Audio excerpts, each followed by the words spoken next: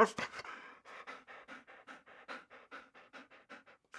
everybody, welcome back to some more early morning barking, talking about BPD and MPD by somebody that has both. Hit the like and subscribe buttons down there, and don't forget to hit the little bell thing as well. I'm supposed to ask you to do that. And do all the socially things, scrolling past you on the screen. I've got my own intro. It gets overly complicated and stuff like that. Oh, also pop on over to my Patreon. Thank you to everybody who supports me there. I've just put a new video out on there yesterday for supporters, so go and check that out. There's a link in the description below. A question I get asked: how can I support somebody who is splitting? Someone with BPD who is splitting. And I've done a lot of videos on splitting and what that is and what it involves and all that kind of thing. And in fact, this week's live stream was on that, so go back and check that out. Can you support somebody who is splitting? Well, it's yes with a however and no with a but. It depends on so many factors, right? This is not a straightforward yes or no sort of answer. It depends on what your person is splitting on, the severity to which they're splitting, the emotion involved in it, and how much of a handle they have on their own BPD and their own knowledge of what they do when they're splitting. And depending on all of those factors, you might be able to support, you might not be. It depends. If you're the person being split on, right? If your person with BPD is splitting on you, right? I think that's quite a common thing. I think that's going to be something that people come looking for. Someone is splitting on me. What can I do about it? And I don't think there's really much you can do about it. Depending again on the severity of their reaction and their handle on their reaction. If they can understand that they are splitting, that this is not the time to make that big decision of let's unfriend everybody and act like we've left the country, then give them space and give them the time and the space they need to come back to you. You can't drag them back, I think, is the key thing to take away from here. If someone has split on you, they've split on you. And understand that it's probably not for anything big, right? It's probably an unreasonable reaction, overreaction to something you may or may not have done that you know about or don't know about, right? So try not to feel bad about it yourself. Try not to feel guilty like you've done something wrong, because you probably haven't, right? But you can't bring that person back to you. They're angry, they're annoyed, they're upset, they're done with you, whatever it is. And no amount of you being nice to them or talking to them or apologizing or whatever is gonna break through that. So you need to give them the space to come back to you. They might not need much, right? They might understand, shit, I'm splitting again. I don't need to be this angry about that sort of thing. This is ridiculous. I need to get a hold of it. And they might be able to do that and just come back. It might take longer. Look, it might take years. It might never happen. I don't know what they've split on or how upset they are about it. I have people that I've split on years ago and have not spoken to again since, and people that I never intend to speak to again because I'm still there. Right? But there are other people that I've split on who are much closer to me who I just need space. I just need time to just come back to where I was, where I should be in my feeling towards somebody. And it can take a little bit of time. It depends. Now, if your person with BPD is splitting on someone else, you can kind of get involved, but it is done under advisory, right? Again, you have to gauge your situation and your person with BPD and the severity of their reaction. This could be like stepping in front of a moving freight train and something you don't want to do, right? If they are that angry, that wound up, that convinced they're correct about their reason for splitting, then you standing in the way of that is only going to get you run over. And you don't need that or deserve that.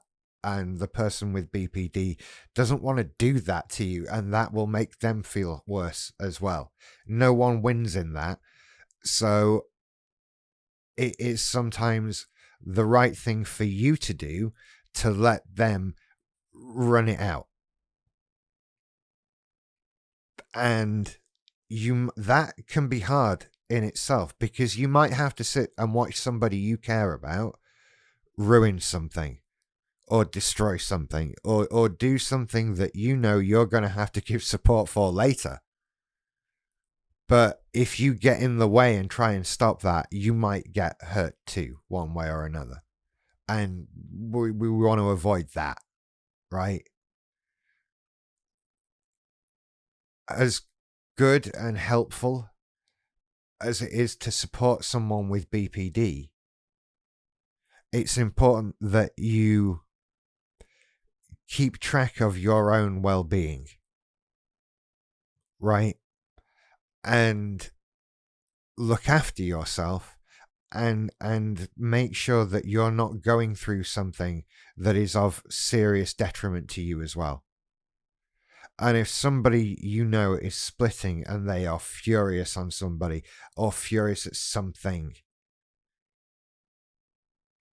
then you offering a logical alternative to the way they're thinking isn't necessarily something they can even hear, right? They are so caught up in the rage possibly that they're feeling and so many other strong emotions that you getting in the way of it is not going to be heard.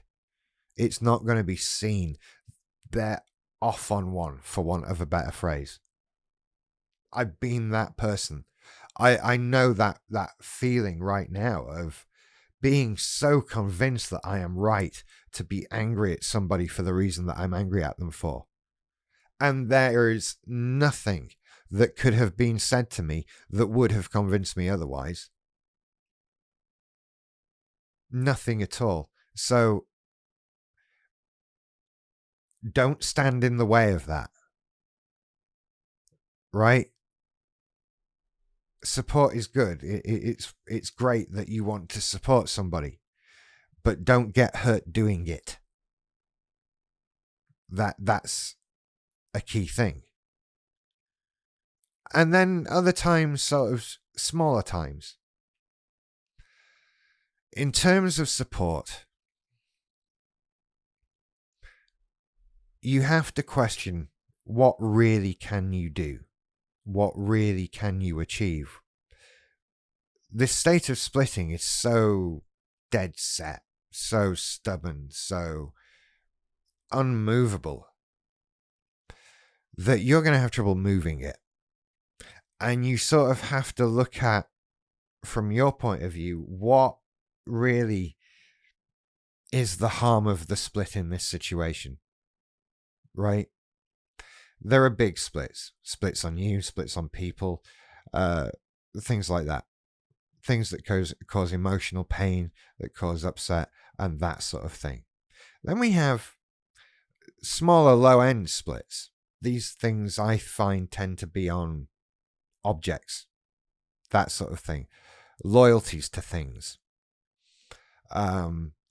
Things like, my Xbox is way better than that PlayStation 5. Why would anybody not have the Xbox? How do you not own an iPhone if you can own an iPhone?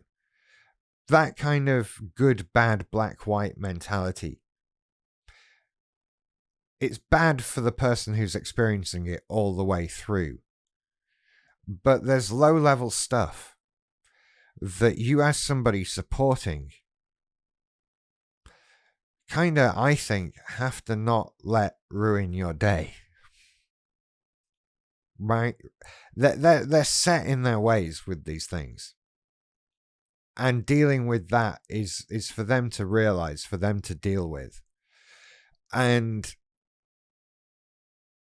it's not on the harder end of the spectrum. It's not on the more damaging end of the spectrum.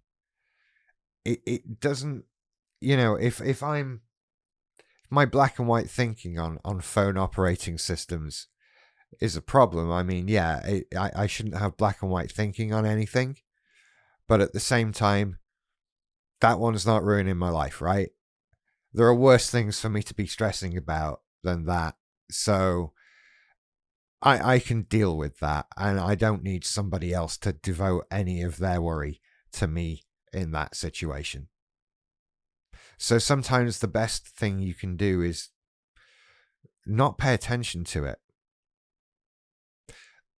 Actually, not condone it, I think. God, depending on the person you're talking to, maybe go as far as pointing it out. You're doing that thing again. I don't know. I mean, you have to. It's like gauging your situation that I can't do. You have to know the person you're dealing with, and maybe you can do that. Especially with someone who's in treatment, with someone who's truly working on what they're doing and how they are. They might appreciate knowing, am I doing that thing again? Yeah, you're doing that thing again. Okay. I appreciate that from time to time, especially with some of the narcissism stuff. I do appreciate just that, hey, your narcissism is showing. And it can be helpful. So, to wrap it up, can you support with someone with BPD, and how do you do it? Big question with a long, complicated answer. And like I say, it depends on your person with BPD and what and who and how they're splitting on with. Clearly, these are not scripted shows, right? You get that. Okay, good. Don't feel bad, right? I think splitting is one of those ones where you can watch your person with BPD go through a lot of pain. And you want to stop it. You want to take it away because you care about that person. And watching someone you care about in pain is agonizing, right?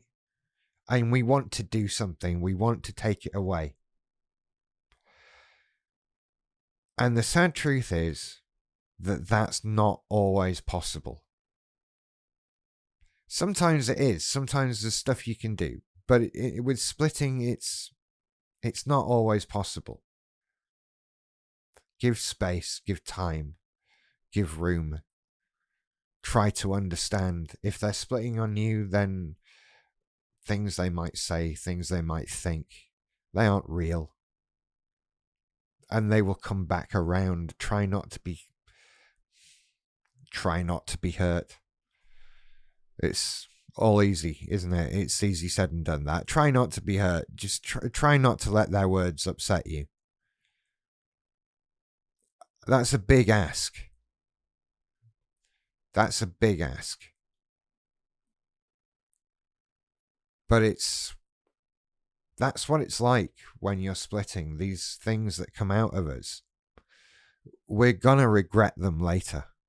We're gonna feel awful about them later because we'll know how bad they were and how wrong we were for saying them and how stupid we'll feel for ever having felt like that. And so maybe the greatest thing somebody can do to support us is to forgive and understand. But I don't know what right we have to expect forgiveness and understanding. That's a great gift from somebody who will have taken a lot of time to get what we're going through. It's a big ask. And I think as people with BPD, we have to be prepared to not get it. You know, I know I've said some horrible things to people over the years, and there's a lot of people who I don't expect to ever forgive me or want to hear from me again or whatever. And I'm truly sorry to those people, but I get it. I've gone too far on occasions.